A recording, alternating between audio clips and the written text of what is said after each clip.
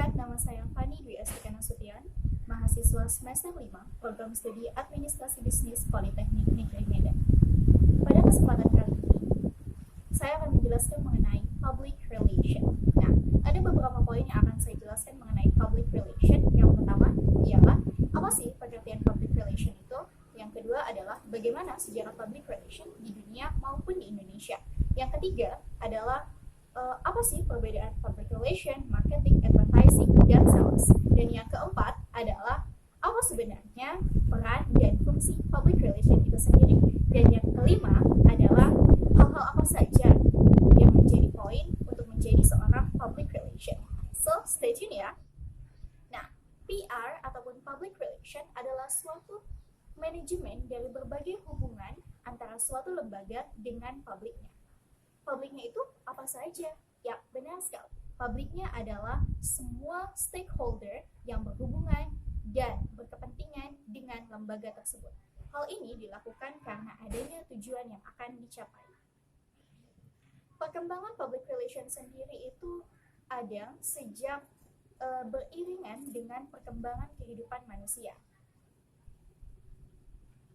Hal ini didasari dan dilatar belakangi oleh kebutuhan manusia yang membutuhkan satu sama lain. Oleh karena itu, harus ada saling memahami. Perkembangan public relation sendiri di Indonesia ditandai dengan munculnya Divisi Hubungan Masyarakat ataupun Humas pada salah satu perusahaan Indonesia, yaitu PT Pertamina. Ya, dalam hal itu, Divisi Hubungan Masyarakat berfungsi dan bertugas sebagai jembatan komunikasi antara perusahaan dengan semua relasi bisnisnya. Perkembangan berikutnya dilanjutkan dengan ditemukannya Divisi Hubungan Masyarakat pada Departemen Jajaran Kepolisian pada tahun 1945. Nah, sebenarnya marketing, advertising, sales, dan public relation itu berbeda.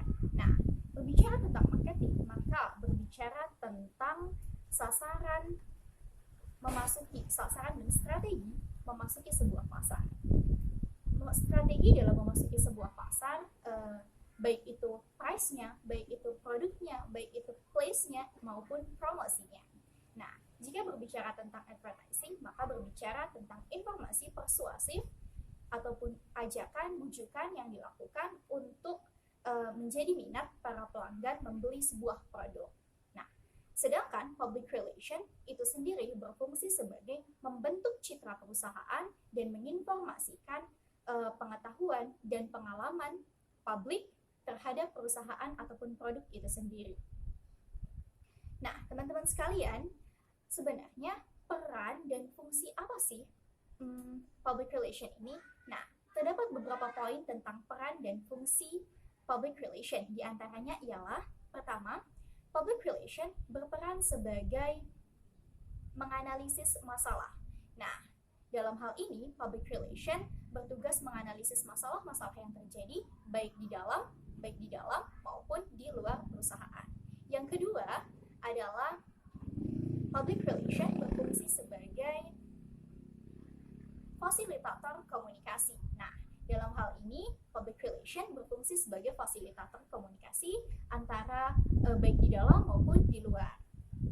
Yang ketiga adalah public relation berfungsi sebagai pemecah masalah. Nah, jika ada terjadi masalah-masalah baik di dalam maupun di luar perusahaan, maka di sini public relation berperan sebagai pemecahan masalah. Dan yang keempat adalah teknisi komunikasi. Nah, bukan hanya lisan, namun tulisan dan jurnalistik pun berpengaruh dan berperan dalam public relation. Oleh karena itu, public relation membutuhkan jurnalistik untuk membuat press release, terus media-media, tulisan-tulisan yang akan disebar ke media. Nah, itu tadi mengenai public relation. Terus gimana dong cara seseorang untuk menjadi seorang public relation? Sifat-sifat apa aja yang harus dipatuhi? Nah, ada beberapa poin yang harus dimiliki untuk menjadi seorang public relation. Yang pertama, seorang public relation harus mudah, untuk menjadi seorang public relation, syaratnya salah satunya ialah harus bisa memahami kondisi orang lain. Yang kedua adalah memiliki integritas dalam diri. Seseorang harus memiliki integritas dalam diri. Yang ketiga adalah mampu berkomunikasi secara baik.